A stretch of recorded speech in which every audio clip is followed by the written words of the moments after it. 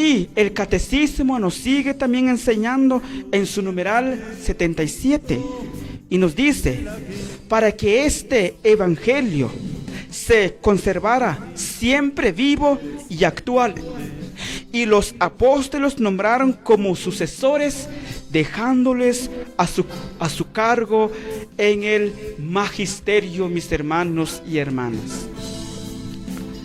El Papa entonces es el legítimo sucesor de San Pedro, porque Cristo nombró a San Pedro jefe de su iglesia. Esto es un mandato de nuestro Señor Jesucristo. ¿Por qué lo hizo? Él lo sabe, mis hermanos y hermanas. Y a quienes preguntan por qué el Papa es sucesor de San Pedro, pues entonces esto es un mandato de nuestro Señor Jesucristo.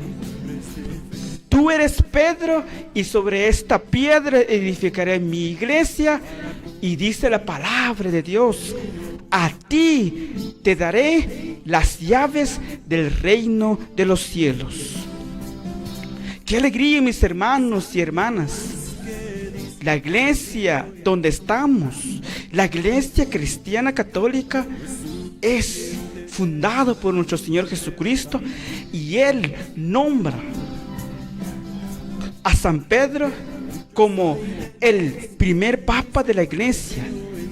Entonces, queridos hermanos y hermanas, Pedro, por voluntad divina, estableció su residencia en Roma, porque es el pastor de la iglesia universal.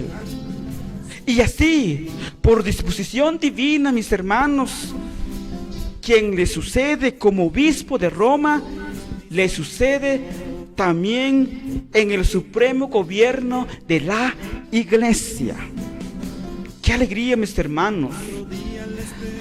Y el catecismo en su numeral 882 nos dice que el Papa, el obispo de Roma y sucesor de San Pedro, dice el Santo Catecismo de la Iglesia, es el principio, fundamento perpetuo y visible de unidad, tanto de los obispos como la multitud de los fieles. Esto nos dice también en el Concilio Vaticano II, en el documento Lumen Gentium, en el numeral 23. El pontífice romano, en efecto, tiene en la iglesia, en virtud de su función de vicario de Cristo y pastor de toda la iglesia universal. Es algo muy especial, mis hermanos. Es muy importante leer, estudiar el catecismo de la Iglesia Católica, porque allí está el magisterio de la Iglesia. Nuestros maestros, el Papa, los cardenales, los obispos, nos enseñan a nosotros como laicos católicos, como iglesia, hermanos y hermanas, quién es el Papa, mis queridos televidentes.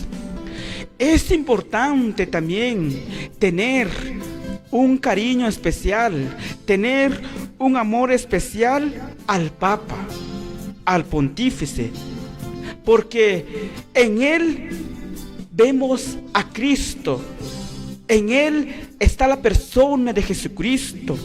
Cada vez que vemos al Papa, pastor de la Iglesia Universal, vemos a Cristo Jesús en su persona.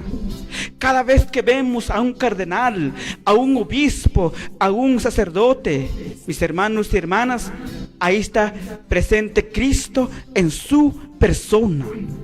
Y por lo tanto, nosotros debemos de orar, debemos de obedecer las enseñanzas que ellos nos dan en nuestra iglesia católica, mis hermanos y hermanas.